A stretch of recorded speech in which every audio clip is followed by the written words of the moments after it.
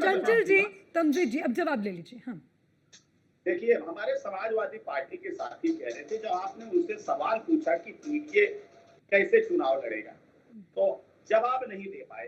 असल में कांग्रेस के संगत का असर है, जिसके संगत में जो रहता है ना, उसके स्वभाव में भी उसी तरह से परिवर्तन आ जाता है। ना तो अपने स्वभाव में रह पाता है, ना तो उस स्वभाव में रह पाता है। इसलिए गोल गोल जलेबी बना ले, क्योंकि जलेबी की फैक्ट्री राहुल गांधी डालने वाले थे, भले ही नहीं डाल पाए, भले ही चीनी की जगह उसमें नमक पड़ गया, लेकिन उसका असर आप देख लीजिए। इनके यहाँ पीडीए का सिस्टम क्या है, जिससे पीडीए की बात समाजवादी पार्टी करती थी, ये पिछड़ा दलित और अल्पसंख्यक की बात पीडीए को लेकर चल रहे थे।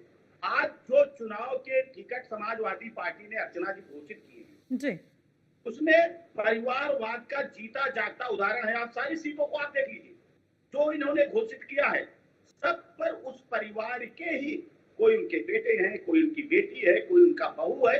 इनका पीडीए सिर्फ परिवार डेवलपमेंट अथॉरिटी है, जो भारतीय जनता पार्टी कह रही थी, आज वो इस टिकट बंटवारे के बाद चरितार्थ होता है ना।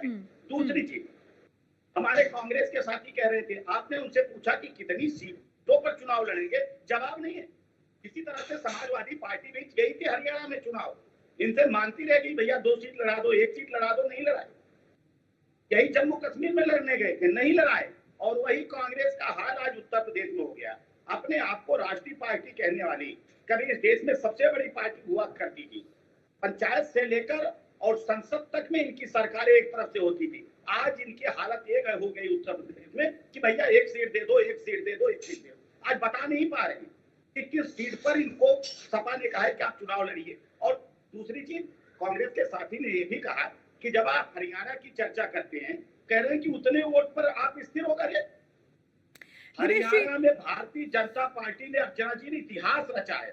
दिनेश जी, आप चाहते हैं, बीजेपी चाहती है महाराष्ट्र में चुनाव हो वो हमारे पाले में आ जाए, झारखंड में चुनाव हो वो हमारे पाले में आ जाए, और यूपी में उपचुनाव को लेकर तो मुख्यमंत्री योगी आदित्यनाथ वैसे ही कह चुके हैं कि सारी की सारी सीटें हमारी। तो इसे क्या कहिएगा, कॉन्फिडेंस है, ओवर कॉन्फिडेंस है? अगर कॉन्फिडेंस है तो कारण क्या है? नहीं, बिल्कुल राजनीतिक दल का कार्यकर्ता है, हमारा आत्मविश्वास है, ये हमारा आत्मोत्साह नहीं है, हमारा आत्मविश्वास है। और 14 के बाद आखिरी प्रधानमंत्री मोदी जी के प्रधानमंत्री बनने के बाद देखिए जो भी चुनाव हो रहे हैं, उसमें आप चाहे 14 का चुनाव हो, चाहे 17 का चुनाव हो, चाहे 22 का चुनाव हो, चाहे 24 का चुनाव हो, आप चाहे राज्यों में देखिए या केंद्र में देखिए, भारतीय जनता पार्टी की सरकार बार बार क्यों बन रही है? इनकी सरकार भी एक तो राज्यों में बनी थी, उसका हश्र क्या हुआ? ये कहते कुछ है और करते कुछ है। आज उत्तर प्रदेश में भी इन्होंने इस लोकसभा के चुनाव में, अर्चना जी, इन्होंने एक झूठ की राजनीति की। इनके शासन में झूठ की समाज के इनके, अरे जरा सुनिएगा, मैंने आपके बीच ठीक है दिनेश जी, एक बार काउंटर ले लेते हैं, क्योंकि मैंने बहुत समय देखिए आपकी बात को भी सुना। एक बार प्लीज बोलिए चंचल, बोलिए। ये दोनों लोगों का जवाब देना था, इसलिए लिया। अगर आप जोड़ लीजिए दोनों लोगों का, समाज के विधायक लतियाए जा रहे हैं मुख्यमंत्री के सजातीय लोगों के द्वारा। दिनेश सिंह, अगर हिम्मत है तो आप बता दो उसका। बिल्कुल, सवाल पूछे उसका जवाब लेने की हिम्मत होनी चाहिए। मैं वही आ रहा था, मैं कोई ऐसा सवाल है जो आपका छूटेगा नहीं, सुन लीजिए। अर्चना जी जवाब दूं? उसके अवधेश सिंह के सम्मान, अर्चना जी जवाब दूं?